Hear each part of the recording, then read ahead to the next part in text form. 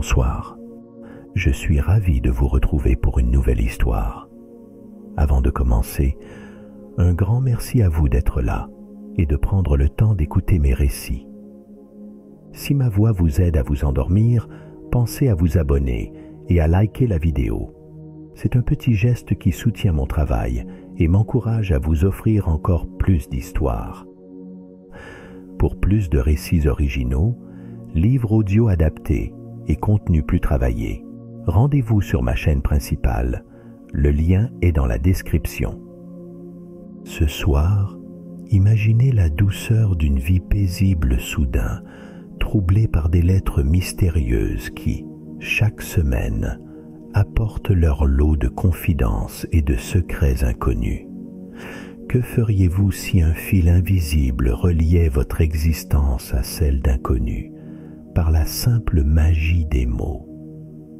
Installez-vous confortablement, laissez les émotions s'inviter dans votre soirée et laissez-vous porter par cette histoire lumineuse d'échanges et de tendresse partagée.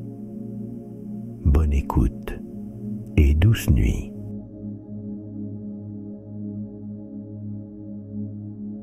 Marguerite s'éveilla doucement ce matin-là, bercée par le chant lointain d'une mésange.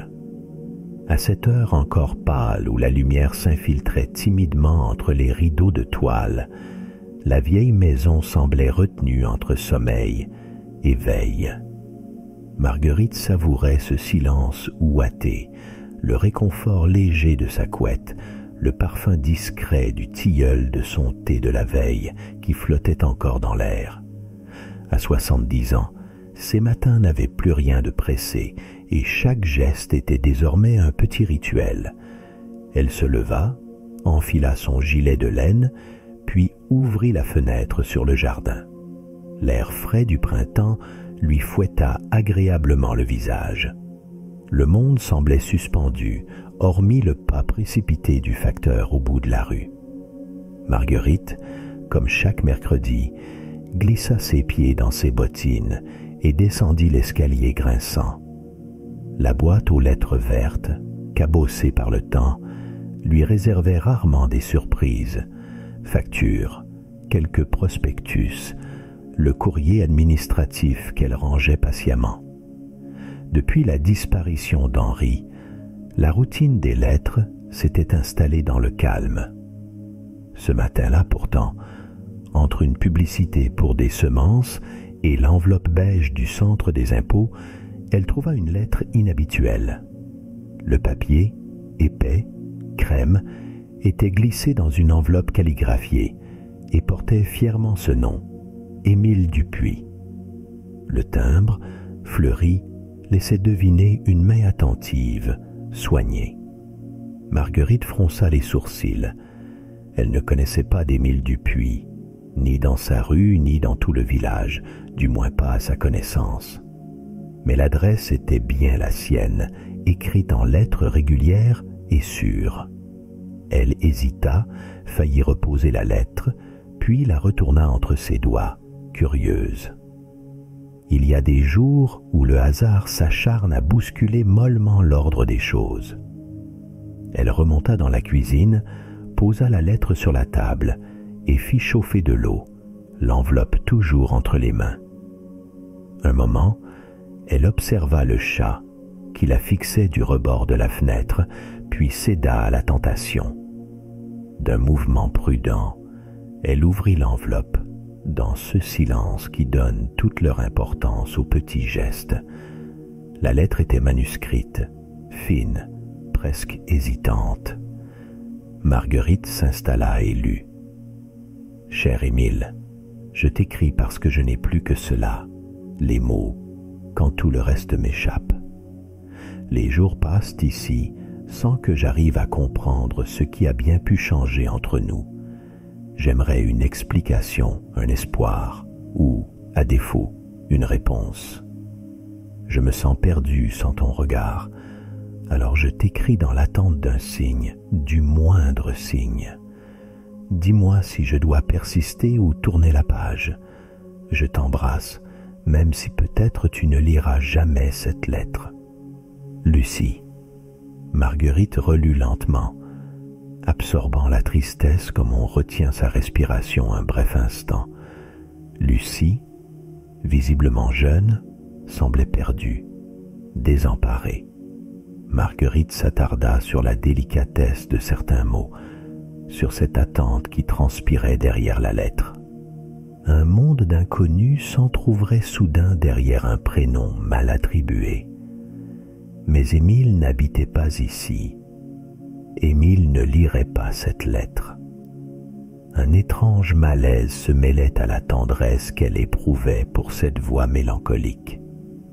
Refermant la lettre, Marguerite sentit l'aiguille du temps remuer doucement en elle, ce vieux réflexe de vouloir consoler, tendrement, patiemment. Machinalement, elle replia la feuille, glissa l'enveloppe dans le tiroir de la commode, à côté des couverts inutilisés. C'était une erreur, sûrement, un détour passager du facteur. Son nom n'était pas Émile Dupuis, mais qu'importe, elle garderait la lettre par simple compassion, et pour veiller à ce que son expéditeur reçoive ce qui devait lui revenir, un jour peut-être. Au fil des semaines, le mercredi revint, toujours porteur de ce léger émoi que Marguerite n'osait plus tout à fait nommer. La première lettre semblait vouloir faire école. À présent, chaque milieu de semaine, elle trouvait dans sa boîte une enveloppe à l'écriture élégante, affirmée, qui appelait immanquablement Émile Dupuis. Cela devint un rituel. Préparer une tasse de thé, caresser le chat qui venait se lever sur la table, puis ouvrir la lettre avec un soin presque sacré. Certaines missives étaient de Lucie, reconnaissable à la nervosité attendrissante de sa plume, aux phrases parfois entrecoupées de ratures et de remords. « Cher Émile, je me demande si tu penses encore à la vieille maison du bord de Loire, à ces matins embrumés où l'on riait sans raison, » écrivait-elle, ou bien « J'ignore si tu lis, si tu existes encore dans cet autre quotidien que je n'imagine pas, mais l'écrire me tient debout. » Marguerite lisait et relisait ses aveux discrets, ses mains tendues à l'ombre, et la voix de Lucie accompagnait ces silences du soir.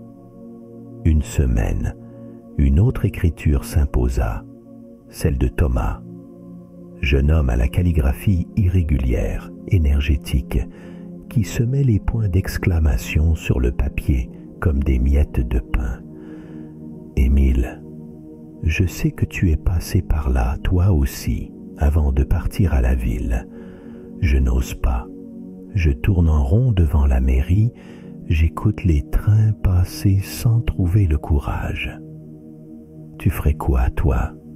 Il paraît que là-bas la vie est plus vive, mais j'ai peur de perdre ma maison, mes parents, tout ce que je connais. Tu as un conseil à me donner? » Marguerite découvrit le doute fraîchement éclos de Thomas, l'urgence naïve de ses interrogations, puis coup de théâtre dans la petite routine. Un jour, une enveloppe rembourrée, parfumée à la lavande, signée « Tantuguette ». L'écriture penchée dégoulinait de souvenirs. « Mon cher Émile, tu te rappelles la tante Colombe, avec ses sabots énormes et sa voix rauque. Je t'écris parce que la solitude est rude sur ces vieux os. Hier, j'ai retrouvé quelques photos de nous au marché de Vézelay. Tes bêtises me manquent. Sais-tu ce qu'est devenu le vieux chien Moumoute? » Marguerite, qui ne connaissait ni Huguette ni Colombe, se laissa bercer par ces anecdotes qui dessinaient des existences entières. À mesure que le tiroir de la commode grossissait de ses confidences, Marguerite sentit s'inviter en elle une impatience inédite. Elle attendait le mercredi comme on attend le retour d'un être cher, guettant le bruit auparavant anodin du vélo du facteur.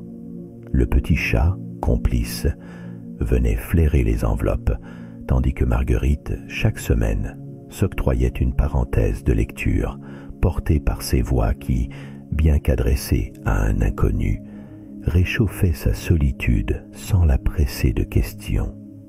Le soir venu, alors que la lumière déclinait en nappes dorées sur la tapisserie fanée, elle relisait les lettres à voix basse, parfois à mi-voix, s'étonnant d'en deviner presque les intonations. La légèreté de Lucie, l'élan de Thomas, la tendresse bourrue de tante Huguette. Elle ne savait rien d'eux, sauf ce qu'ils confiaient à Émile, ce reflet d'amis, de parents ou d'amants imaginaires. Peu à peu, ces existences étrangères peuplèrent ses pensées. Elle s'amusait à recomposer les détails, imaginait la voix grave de Thomas, la manière dont Lucie pouvait enrouler ses cheveux autour de son doigt en écrivant, le sourire perdu de tante Huguette. Parfois, en arrosant ses plantes sur le rebord de la fenêtre, il lui arrivait de murmurer « Émile, tu ne sais pas ta chance. » Ce mercredi-là, la table de cuisine était semée de lettres ouvertes. Marguerite s'installa, son plaid sur les genoux, observa au loin la vapeur s'élever du thé qui refroidissait.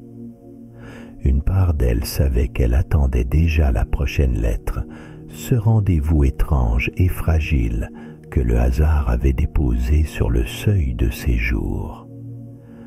Une mèche blanche s'échappa de son chignon, effleurant le bord d'une enveloppe. Il était à peine midi et déjà, Marguerite n'appartenait plus tout à fait au silence de la maison.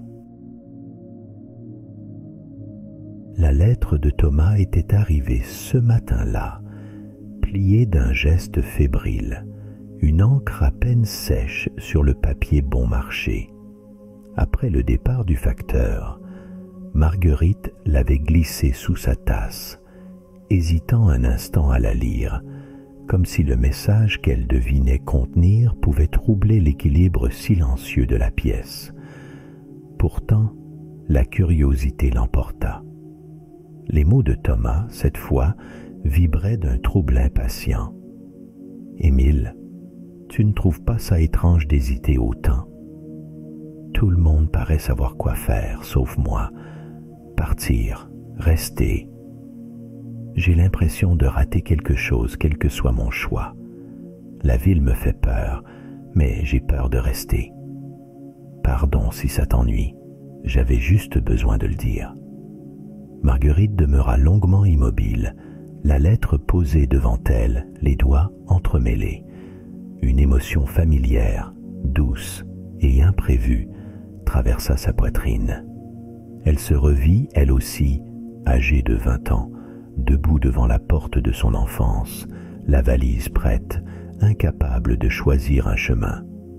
Ce matin-là, même la lumière semblait hésiter sur les rideaux, suspendue comme un souffle. Au fil de la journée, la lettre de Thomas ne la quitta pas. Elle la relut en préparant sa soupe, la laissa près du robinet en lavant la vaisselle, essaya de reprendre sa broderie sans conviction. Le trouble de ce jeune homme, livré sans artifice, toucha quelque chose de tendre, de fortement enraciné chez elle. Et soudain, une idée s'imposa.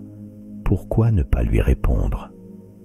Marguerite n'avait pas écrit depuis des années, sauf pour les cartes de vœux.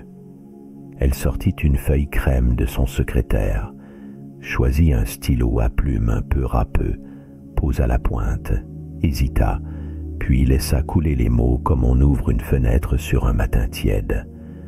Elle prit soin de ne rien dévoiler d'elle-même, ni nom, ni signe trop reconnaissable. Elle opta simplement pour une signature. Un « est », ami et bienveillant et. Cher Thomas, écrivit-elle, il m'est arrivé, il y a bien des années, d'hésiter entre deux mondes. La peur appartient à tous ceux qui s'apprêtent à grandir. Elle protège, mais elle peut aussi empêcher d'oser. j'ai cru longtemps que la fidélité à une maison, à une famille, m'interdisait de partir. Je me trompais. La distance ne brise rien tant que le cœur reste ouvert. Chacun porte en lui le courage de recommencer, même si les genoux tremblent. Personne ne sait vraiment, Thomas, personne, sur le moment, s'il fait le bon choix. Mais la vie s'écrit dans l'élan, pas dans l'attente. Ces mots effleuraient la feuille, hésitant, tournoyant parfois pour trouver le ton juste. Marguerite trouva un réconfort inattendu à formuler ses conseils, pourtant banals à l'oreille. Il prenait, sous sa plume, une densité nouvelle, presque grave. Elle ajouta « Tu trouveras dans la ville ce que tu décideras d'y chercher. Et si tu restes, tu auras appris à te reconnaître. Oser, c'est parfois simplement écouter cette inquiétude et ne pas en avoir honte. Ta maison t'attendra toujours, quoi qu'il arrive. » Elle relut sa lettre, lissa quelques mots, soupira. Il y avait dans ces lignes un soin qu'elle n'avait plus offert depuis longtemps, une porte entr'ouverte sur une part oubliée d'elle-même. En signant, elle sentit courir au creux de son ventre une chaleur émue, discrète comme la lumière du soir qui glissait sur le carrelage. Elle plia le feuillet. Sur l'enveloppe, elle n'inscrit rien d'autre que « Pour Thomas ». Au crépuscule, dissimulée sous son foulard, Marguerite sortit déposer la lettre dans la boîte de retour, celle que le facteur prélevait chaque mercredi. Dans l'air frais, elle perçut, pour la première fois depuis des années, une excitation enfantine, palpitante, étrangement joyeuse, dont elle n'osait dire le nom. Cette nuit-là, Marguerite relut la dernière lettre de Lucie, posée près de la lampe, son écriture fine révélant une fragilité candide. « Émile, je te fatigue sûrement, mais chaque mercredi, j'hésite encore. Dois-je quitter ce métier dont j'ai toujours rêvé, même s'il ne ressemble plus à rien, et s'il était trop tard pour changer, ou pour rester? Tu fais ce que tu veux, mais si tu me réponds, je crois que j'oserai. » La sincérité de Lucie, ses incertitudes, résonnaient fort, semblables à des échos lointains dans la mémoire de Marguerite. L'envie de lui tendre la main, même à travers une simple enveloppe, s'imposa sans effort. Elle choisit ses mots avec lenteur. Chaque phrase pesait sur la langue, douce comme une caresse qui rassure. « Chère Lucie, personne ne vieillit du jour au lendemain. Ni toi, ni ton rêve. On dirait souvent que le choix nous est imposé. Mais si tu hésites encore, c'est peut-être qu'il n'est pas question d'abandonner ou de persister.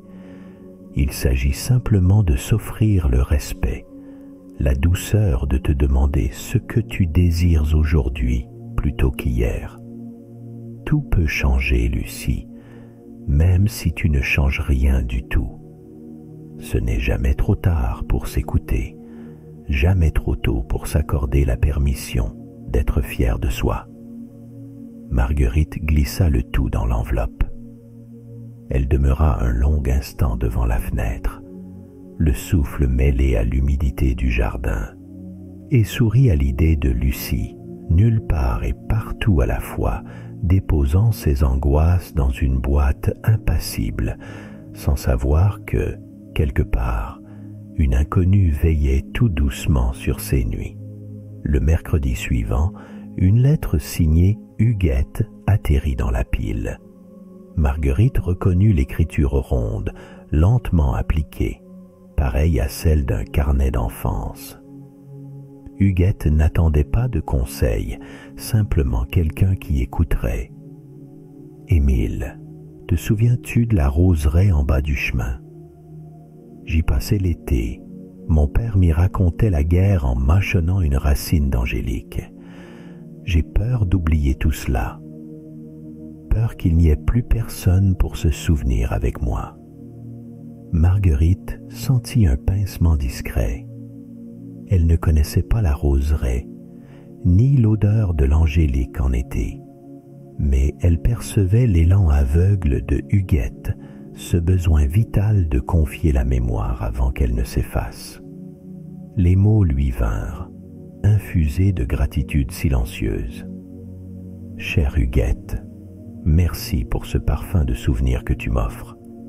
Il est important, précieux ce que tu transmets. Il ne t'appartient déjà plus uniquement. En partageant, tu donnes à d'autres la chance d'imaginer, d'adorer ce que tu as aimé. Écris encore, mêle au papier ces instants dérobés, et tu verras.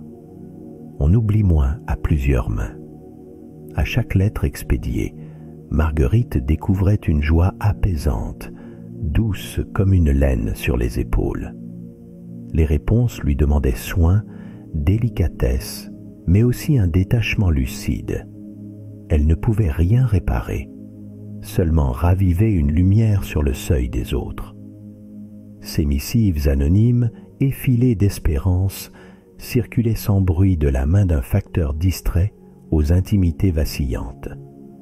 Dans le sillage de son écriture, quelque chose changea. Marguerite s'habitua à ces rendez-vous invisibles. Elle réservait la table pour les lettres, prenait plaisir à la façon dont la calligraphie s'affinait sous ses doigts, au secret léger de ce dialogue silencieux tissé chaque soir. Et lorsqu'elle glissait chaque enveloppe dans la boîte de retour, la nuit semblait moins vaste, son propre cœur un peu moins solitaire. Les jours successifs s'étiraient, marqués par l'étrange rituel instauré dans la maison tranquille de Marguerite. Chaque mercredi, un frisson discret soulevait l'attente. Sur la table du salon, la pile de lettres grandissait, mémoire secrète d'inconnus dont la vie s'entrelaçait à la sienne sans qu'il le sache. Les réponses qu'elle glissait, une à une, dans l'enveloppe de retour, semblaient tracer pour chacun la promesse d'un lendemain moins pesant. Elle lut, ce matin-là, une nouvelle missive de Lucie, l'écriture désormais plus assurée. « Cher Émile, tu m'as offert des mots vrais. Je les ai relus si souvent qu'ils ricochotent en moi, doux et puissants à la fois. J'ai pleuré un peu de soulagement, je crois, en comprenant que rien ne presse, que je peux hésiter sans déchoir. Tes réponses, qui tombent dans ma boîte comme un baume, m'aident à tenir. Pour la première fois depuis longtemps, j'ai osé refuser une réunion inutile. Pour moi seul. Merci. » Marguerite sentit un sourire lui remonter jusqu'aux tempes. Parfois, elle éprouvait la sensation troublante d'habiter la peau d'un vieux sage anonyme, conseiller de l'ombre. Chaque mot échangé portait la trace de ses vies croisées au hasard, et l'idée d'avoir pu, par la simple force de quelques phrases, empêcher la lassitude de submerger Lucie, la réchauffait plus sûrement qu'un feu de cheminée. Sur le coin du bureau, une lettre de Thomas attendait son tour.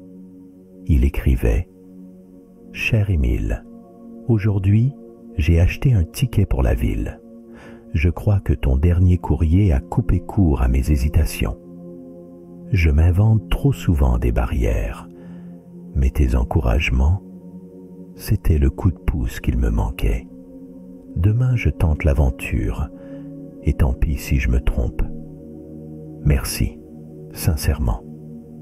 J'espère que tu continues de croire en ceux que tu ne connais pas. » Elle relut la missive, attentive à chaque tournure maladroite, à la pudeur sous-jacente qui transpirait dans le choix de ses mots. L'élan du jeune homme lui donnait la sensation d'un fil tendu entre eux, invisible mais autant porteur que n'importe quel bras offert. Marguerite se demanda s'il comprenait, lui aussi, qu'au fond, ces lettres les transformaient sans bruit, en silence, tous les trois. En refermant les enveloppes, Marguerite se retint de répondre trop vite. Désormais, elle découvrait dans chaque message l'influence insoupçonnée de ses propres conseils, la délicatesse avec laquelle ces phrases, lancées au hasard, venaient fertiliser des terreaux qu'elle n'aurait pas soupçonnés. Parfois, elle imaginait la mine de Lucie devant sa lettre, ou Thomas sur le quai d'une gare avec son ticket froissé, et un pincement heureux lui étreignait la poitrine. Peu à peu, Marguerite entrevoyait l'existence de ce lien mystérieux, une solidarité muette tissée au fil des jours où sa voix, invisible, se prolongeait dans la vie d'êtres qu'elle n'aurait jamais croisés autrement. Il y avait, dans ce secret partagé, une ivresse douce et fragile. L'idée la ravissait, l'animait, bien plus que la plupart des conversations polies du village. La pile de lettres devint pour elle une sorte de talisman, source inépuisable de rencontres jamais banales. Chaque mercredi, l'attente la tenait éveillée, réveillait en elle la brûlante certitude d'être utile sans bruit, irriguant discrètement des existences en suspens. Elle savourait cette ombre tendre, gardienne de confidences, et se surprenait parfois à murmurer à voix basse, en scellant une enveloppe: « Merci de me permettre d'exister encore. » Le mercredi suivant, Marguerite trouva une enveloppe inhabituelle, légèrement bombée, posée au sommet de la pile. Son parfum discret de papier chaud, mêlé à celui de la cire du parquet, l'attira comme une madeleine trempée dans le café. L'écriture de Lucie s'y déployait, fine et enthousiaste. Elle hésita, puis glissa son doigt sous le rabat. « Cher Émile, je crois que j'ai assez tourné autour du pot. Il est temps de sortir de l'ombre. Tes mots ont tant compté pour moi ces derniers mois qu'ils méritent, aujourd'hui, un vrai merci. J'ai mis le four en route ce matin, et si cela ne t'effraie pas, je te propose un troc. Ma meilleure tarte aux pommes contre une rencontre, même furtive, sous le tilleul du parc, samedi à 15h. J'ai envie de te connaître, d'entendre ta voix, de mettre un visage sur ce cœur si vaste. Accepteras-tu ? » Marguerite relut la lettre, le cœur cognant derrière ses côtes, un peu comme autrefois, après une dispute ou avant une déclaration importante. Une tarte aux pommes. L'idée la toucha plus qu'elle n'aurait osé l'avouer. Le mot rencontre, pourtant, se figea en elle, soulevant une marée d'inquiétude. Lucie n'imaginait pas, probablement, que son Émile n'était qu'une vieille femme aux mains tachées, cachée derrière des fausses initiales et des phrases précautionneuses. À peine arrivée à la fin de la lettre, elle en découvrit une autre, serrée contre la première, la réponse de Thomas. Son écriture nerveuse, presque juvénile, jaillissait en arabesques impatientes. « Cher ami, je dois l'avouer, je brûle de curiosité. Ta bonté m'a relevé, m'a nourri, alors que rien autour de moi ne promettait d'élan. Si cela t'est possible, j'aimerais te rencontrer, te remercier en face. Nous sommes plusieurs, semble-t-il, à profiter de la chaleur de ta plume. Je propose qu'on se retrouve, simplement, là où tu le décideras. Je penserai souvent à toi, qu'importe ta réponse, mais je crois que parfois, les anonymes méritent d'être serrés dans les bras. Avec gratitude, Thomas. » Elle s'immobilisa, tentant de reconstituer la carte du village dans sa tête, le kiosque, le parc, la salle des fêtes, tant de lieux qui, brusquement, se teintaient de danger. Elle songea à ce qu'ils attendaient. La rencontre d'un sage, peut-être d'un homme affable et expérimenté. Comment réagirait-il, découvrant la voix légèrement tremblante, la silhouette modeste qu'incarnait leur bienfaiteur? L'idée d'être percée à jour glaça Marguerite. Depuis des semaines, son anonymat la protégeait. Il lui offrait la liberté d'être audacieuse, de dispenser ce qu'elle savait sans être jugée sur sa voix, son âge ou ses rides. Elle avait goûté à un pouvoir délicat, celui de faire du bien en se dissimulant, de naviguer entre vie réelle et fiction douce. Oserait-elle sortir de cette cachette bienfaisante? Pourtant, refuser de paraître n'était-il pas, d'une certaine façon, trahir cette confiance réciproque étrange et belle? Devant cette énigme, Marguerite serra les lettres sur sa poitrine. La chaleur y palpitait encore, promesse d'une saveur nouvelle. Elle avait espéré secrètement que ces échanges demeureraient une parenthèse enchantée, sans conséquences, sans chair à exposer. Et soudain, la réalité frappait à sa porte, empreinte de tarte aux pommes maison, de gratitude franche et d'une douceur qui la dépassait.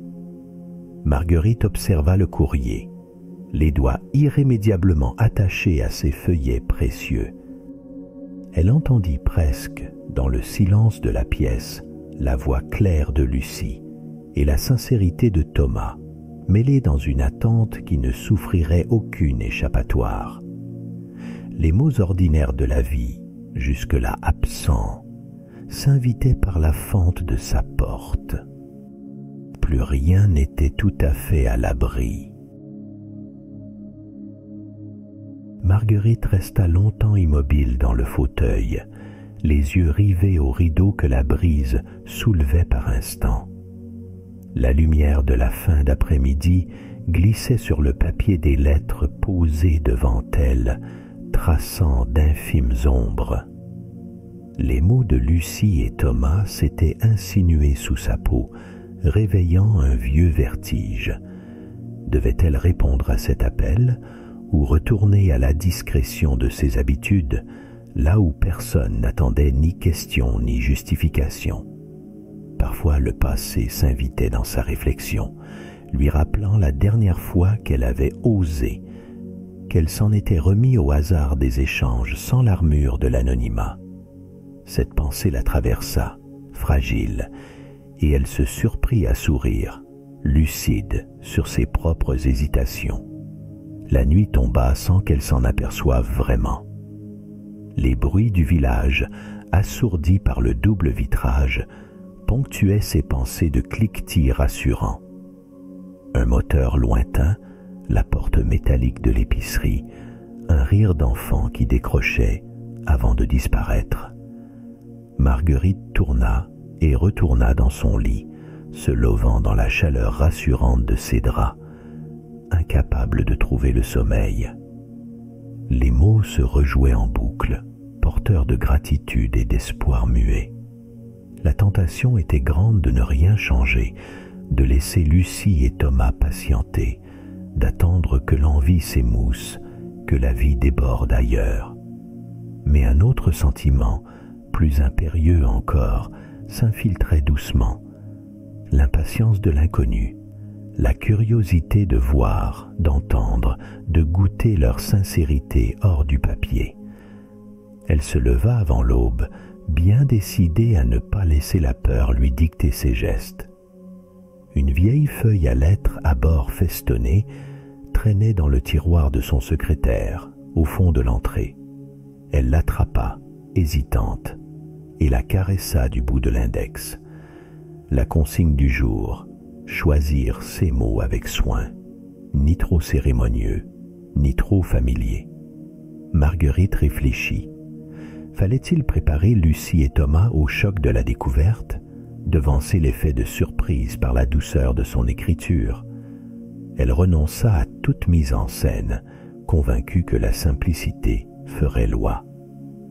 Le stylo glissa sur le papier, sa main moins assurée qu'elle ne l'aurait voulu. Les phrases naissaient par saccades, puis se déroulaient, apaisées. Chère Lucie, cher Thomas, puisque vous m'offrez le cadeau d'une rencontre, acceptons cet instant de sincérité. Samedi prochain, à 10 h, devant la boulangerie du village, vous me reconnaîtrez aisément. Je porterai une écharpe bleue. Je viendrai comme je suis, avec toute ma gratitude. Elle relut la lettre à voix basse. Son timbre était d'une douceur inattendue, presque maternelle. Ce matin-là, elle tint la feuille entre ses mains, hésitant à la glisser dans la boîte postale, paralysée par la fulgurance du choix qu'elle venait de faire. Une fois la lettre déposée, elle resta devant la boîte, les mains vides, le cœur battant un peu trop fort. Elle ne sut quoi faire de ses 10 doigts, ni des heures à venir. Le samedi, désormais tout proche, s'imposait à elle comme une étoile fixe. Marguerite céda à la tentation d'ouvrir sa fenêtre pour respirer à plein poumon l'air de la rue, comme si celui-ci portait déjà trace du rendez-vous à venir. Les journées suivantes filèrent, sous une tension nouvelle, chaque geste ordinaire: plier le linge, rincer un bol, nourrir les oiseaux sur le rebord de la fenêtre, paraissant soudain chargé d'une attente délicate. Marguerite trouva refuge dans ces petits rituels: cirer les meubles, polir la bague de fiançailles qu'elle n'ôtait jamais, réciter tout bas des vers appris jadis. La nuit, pourtant, tout remontait, plus insistant. Elle revoyait Lucie, inconnue dont elle avait dessiné le visage en filigrane de ses lettres, et Thomas, silhouette indécise, à mi-chemin entre l'enfant qu'il décrivait et le jeune homme épris de changement. Chacun, dans sa solitude, guettait son signal. Marguerite s'endormit, enfin, en devinant le parfum de la mie chaude, le sourire d'un salut matinal, la promesse d'une reconnaissance silencieuse devant la vitrine de la boulangerie. Le samedi matin, Marguerite se leva plus tôt qu'à l'accoutumée. Au miroir, elle lissa ses cheveux argentés et ajusta l'écharpe bleue dont elle avait déjà senti la fraîcheur contre sa peau lors de 1000 balades. Un soupir s'échappa, mélange d'excitation et d'incertitude. Dans la lumière pâle, chaque geste semblait chargé d'une importance nouvelle. La rue embaumait le pain chaud quand elle s'engagea, mains un peu tremblantes, vers la boulangerie. Sa silhouette discrète croisait des bonjours polis. Elle s'efforça de sourire, veillant à ne pas trop croiser les regards pour ne trahir l'émoi qui se bousculait sous ses paupières. Devant la vitrine, les boulangers s'affairaient, tranchant les baguettes dorées au rythme des rumeurs du village. Lucie apparut la première. Une corbeille garnie d'une tarte dorée qu'elle tenait contre elle comme un bouclier. Elle s'arrêta à quelques pas, faisant voler en nervosité une mèche sur son front. Sa jupe oscillait au vent, ses yeux scannaient maladroitement les passants. Marguerite la reconnut aussitôt, malgré son effort évident de discrétion. « Je crois que c'est ici », murmura Lucie pour elle-même, posant la tarte sur le rebord d'un banc et se frottant les mains, hésitante. À cet instant, Thomas déboucha du côté de la place, dont la haute silhouette était reconnaissable même de loin. Il portait un manteau trop fin pour la saison et un sourire maladroit, aussi large que rassurant. Il hâta le pas, s'approcha de Lucie avec un petit geste d'invitation, puis salua d'une voix basse. « Vous aussi, vous, attendez quelqu'un ?» Lucie hocha la tête sans mot dire. La maladresse du moment vibrait autour d'eux, que personne n'osait rompre. Les minutes s'étiraient, rythmées par le grondement doux d'une voiture passant au ralenti, par le crissement des miettes sous les pas. Marguerite les observa de loin, hésitante, le cœur battant dans sa poitrine. Elle avança, doucement, presque sur la pointe des pieds, son écharpe bleue nouée avec soin. Elle sentait le rouge lui monter aux joues, la timidité de leurs jeunes années retrouvée par surprise. Arrivée à leur hauteur, elle vit les deux regards se tourner vers elle, inquiets et dans l'attente d'un signe. Elle inspira, trouva un mince courage dans la chaleur de la laine contre sa gorge, puis murmura d'une voix frêle mais sûre: « Je crois bien que c'est moi celle que vous cherchez. » Lucie ouvrit de grands yeux, bouche entr'ouverte, s'approchant d'un pas, la tarte dans les mains comme un pont vers l'inconnu. Thomas parut intrigué, observant Marguerite avec cette fraîcheur candide qu'elle avait devinée au fil de ses lettres. Un silence fragile s'installa, irisé par mille possibles. Marguerite baissa la tête, accueillant la vague d'émotion qui la soulevait.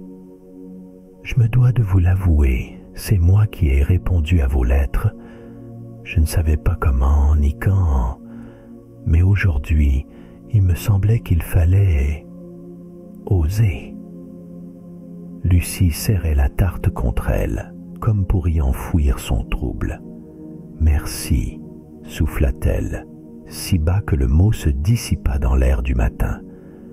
Thomas s'approcha d'un pas, lui aussi, captivé, et répondit: « On dirait que la vie nous réserve encore de drôles de surprises, non ?»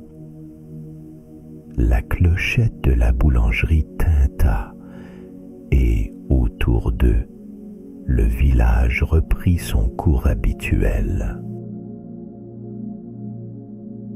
Marguerite s'assit à la table du petit café, hésitante. Lucie déposa la tarte au centre, comme on pose un trésor fragile. Thomas commanda 3 cafés, sa voix grave masquant mal une fébrilité joyeuse. Pendant quelques instants, ils se contentèrent de regarder la tarte, le temps filant sans précipitation, suspendu en équilibre. « Je dois avouer, je ne savais pas à quoi m'attendre », souffla Lucie, les joues colorées. Marguerite lui adressa un sourire doux, apaisant, un de ceux qui enveloppent sans brusquer. « Moi non plus, » murmura-t-elle, « mais je crois que c'est mieux ainsi. » Thomas, assis en face, croisa les doigts, l'air sincèrement ému. « C'est étrange tout cela. On vous imagine, puis, tout à coup, vous êtes là en vrai. » Son regard passait de Marguerite à Lucie, puis vers la fenêtre embuée, comme s'il cherchait à apprivoiser ce nouveau réel. Le serveur apporta les cafés. Une petite agitation, chacun ajouta son sucre ou touilla sa boisson, se réfugiant dans ses gestes ordinaires pour apprivoiser l'attention. Lucie tendit une part de tarte à Marguerite, puis à Thomas. « J'avais promis une tarte, je devais tenir parole. » Elle ponctua sa phrase d'un rire timide. Marguerite goûta le premier morceau avec lenteur. La douceur fruitée, la pâte friable, évoquaient d'anciens souvenirs, ceux qu'on ne raconte qu'à voix basse, devant une fenêtre où la pluie crépite. Elle sentit subtilement le poids des années s'alléger. Face à elle, Lucie grignotait le bord de la sienne, l'air songeuse. « J'imaginais votre voix quand je lisais vos lettres, » avoua Thomas. « Elle est tout à fait différente, plus apaisante encore. » Il éclata d'un rire léger, désarmant, qui brisa une part de la gêne collective.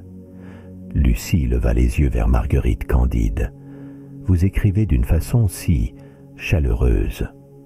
On aurait dit que vous saviez exactement ce dont j'avais besoin à chaque fois. » Son compliment glissa, sans effet d'annonce, comme une confidence qui aurait mûri longtemps. Marguerite effleura la tasse de porcelaine, émue. Sans doute parce que j'aurais eu besoin, moi aussi, d'une lettre autrefois. On comprend mieux les autres avec les années, je crois. Sa voix trembla à peine, porteuse d'une douceur vibrante. Le temps s'étira. Ils parlèrent de leurs petites manies, de la saveur incomparable du café du matin, du parfum des fleurs de sureau à l'orée du mois de mai. Les souvenirs glissaient, sans pression ni artifice. Thomas évoqua la timidité de ses débuts en ville. Lucie raconta un fou rire inavouable devant une machine à laver capricieuse. Peu à peu, la surprise s'effaça, laissant place à la complicité. Les regards se croisaient, souvent assortis d'un sourire timide ou d'un rire partagé. Marguerite découvrait dans la maladresse de Lucie toute une tendresse vibrante, l'élan sincère d'une femme qui cherchait à donner sens à sa vie. Thomas, lui, s'avérait doux, attentif, prompt à l'autodérision autant qu'à l'écoute. Le café prenait des allures de refuge. Dehors, la lumière montait sur les tuiles rouges. Lucie osa poser doucement sa main sur celle de Marguerite. Geste modeste, mais véritable. « Je n'oublierai jamais ce que vous avez fait, » glissa-t-elle. Thomas, ému, tendit la main à son tour. Les doigts s'effleurèrent, puis s'entrelacèrent, symbole tendre d'une alliance nouvelle. À cette table, 3 vies ordinaires se rencontraient pour, peut-être, ne plus jamais être tout à fait seules. Le silence régnait, un silence peuplé de battements de cœur, des petites crêtes d'émotions qui chuchotent plus fort que les mots. Marguerite les regardait, sentait leur chaleur, la présence vibrante de Lucie et Thomas si proches, si vivants. Jamais elle n'aurait imaginé, quelques mois auparavant, qu'une simple erreur de courrier puisse bouleverser sa paisible routine à ce point. Elle savourait le moment comme on garde en bouche la dernière gorgée d'un bon café, attentivement, sans vouloir précipiter la suite. Lucie releva doucement la tête, ses yeux brillants d'une gratitude qu'elle peinait à contenir. « J'aurais donné cher pour trouver chaque mercredi un mot doux, un petit signe, au cœur des tempêtes de ma vie, » souffla-t-elle. À travers ces mots résonnait ce sentiment de rareté, les rencontres précieuses, celles qui n'arrivent qu'une fois et changent le regard qu'on pose sur les jours suivants. Thomas, lui, semblait absorbé par la lumière qui, derrière la vitre, dessinait des reflets dorés sur la cafetière. Il laissa filer un soupir tranquille, puis se tourna vers Marguerite. « Vous auriez pu rester caché, et pourtant, je crois bien que vous nous avez offert ce que personne ne nous avait jamais donné. » Le trio s'installa dans une complicité spontanée, prolongeant la conversation au gré des souvenirs. Les mots coulaient, en pointillés, tissant entre eux un fil discret mais solide. Marguerite glissa quelques anecdotes douces sur son mari disparu. Lucie se plut à raconter ses maladresses culinaires. Thomas évoqua son départ, désormais fort du sentiment d'avoir laissé son isolement derrière lui. Les éclats de rire fusaient plus libres, révélant à chacun la tendresse hébergée sans phare sous la surface des lettres. Bientôt, l'un de ces silences pleins de promesses s'installa. Lucie chercha le regard de Marguerite, puis de Thomas, et proposa sans hésiter « Et si, la semaine prochaine, on préparait le goûter ensemble, chez moi ou chez l'un de vous, qu'on fasse de nouveaux souvenirs ?» Marguerite sentit affluer cette chaleur douce, celle qui, en secret, recoue les fils du présent. « J'en serais ravie, » répondit-elle. Son cœur battait, apaisé, rassasié, surpris même d'oser tant d'enthousiasme. La promesse d'un prochain rendez-vous circula autour de la table, enveloppée d'un optimisme subtil. Ce n'était pas tant la fin d'une histoire qu'un commencement inattendu, né du hasard et nourri de confiance. À travers les confessions, chacun s'était doucement apprivoisé, laissant derrière les peurs et le doute, la crainte d'être trop ou pas assez. Dehors, le soleil dissipait le voile de brume. Marguerite se leva enfin. Lucie l'embrassa. Thomas la serra dans ses bras. Un accueil, une reconnaissance, autant qu'une offrande d'avenir. Sur le pas de la porte, elle se retourna une dernière fois vers la salle. Les tasses vides, la tarte entamée, et tout ce qu'ils avaient partagé brillait d'une éclatante simplicité. Dans la lumière claire de ce samedi, Marguerite sourit silencieusement. Pour la première fois depuis des années, elle n'attendait plus une lettre. Sous le même ciel, 3 existences autrefois parallèles s'étaient rejointes et, désormais, avançaient ensemble. J'espère que cette histoire vous a plu. Si c'est le cas, n'hésitez pas à vous abonner et à liker la vidéo. Je vous invite une fois de plus à rejoindre ma chaîne principale, où la narration, la prononciation et les histoires sont plus travaillées. Vous y trouverez des compilations, des livres audio et des récits plus originaux. Sur ces mots, je vous souhaite une bonne nuit et de merveilleux songes.